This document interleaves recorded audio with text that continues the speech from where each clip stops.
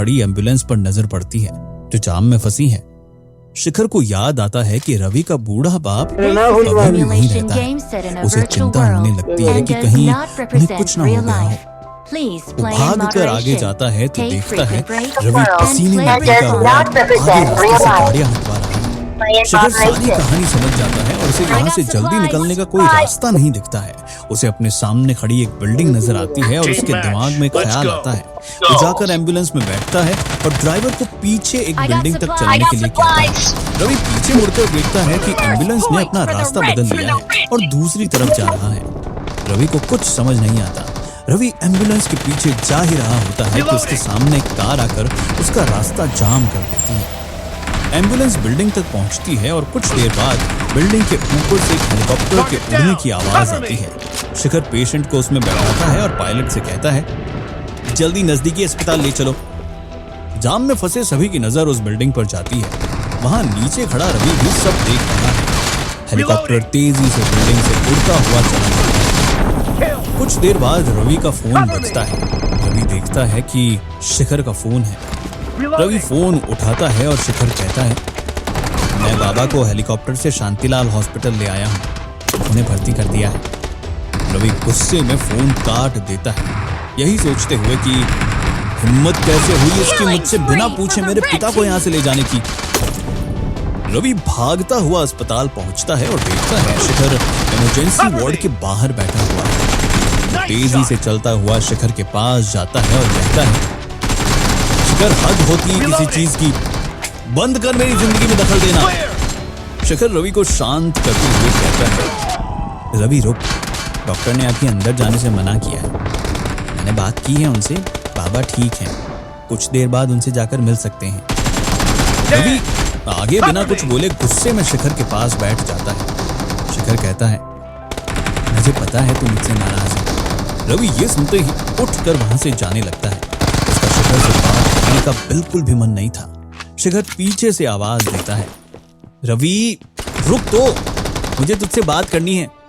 रवि बिना पीछे मुड़े जवाब देता है लेकिन मुझे तुझसे कोई बात नहीं करनी, चला जाए यहाँ से। शिखर भागकर रवि के पास पहुंचता है और उसका हाथ पकड़कर अपनी ओर घुमाता है। रवि पलटते ही कहता है तेरी हिम्मत की दाद देनी पड़ेगी शिखर, इतना सब करने के बाद भी तू मेरे सामने खड़ा है। तेरी जगह मैं होता तो अपना चेहरा नहीं दिखाता। रवि की कही हर एक बात शिखर को चुभ रही थी, मगर वो भी आज हार मानकर पीछे हटने वाला नहीं था।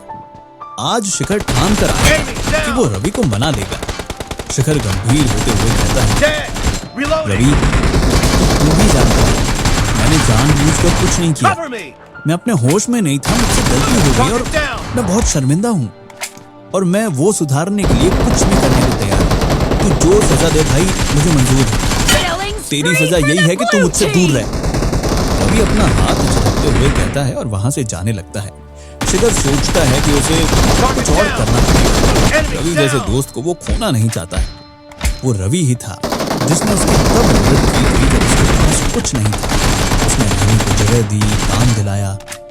शिखर अब जो कहने वाला था उसे सुनकर रवि को बुरा लग सकता था, पर अब उसके पास इसके सिवा कोई और चारा नहीं था। शिखर पीछे से कहता है बस यही था तेरा प्यार, बबीता से गलती क्या हुई, तूने हमेशा के लिए उससे मुंह मोड़ लिया। ये सुनते ही रवि के कदम रुक जाते हैं। मेरे लिए नहीं तो कम से कम उसके लिए ही रुक जा यार। रवि वापस मुड़ता है और शिखर की तरफ चलता हुआ आता है और कहता है ये सब बोलकर क्या साबित करना चाहता है तू?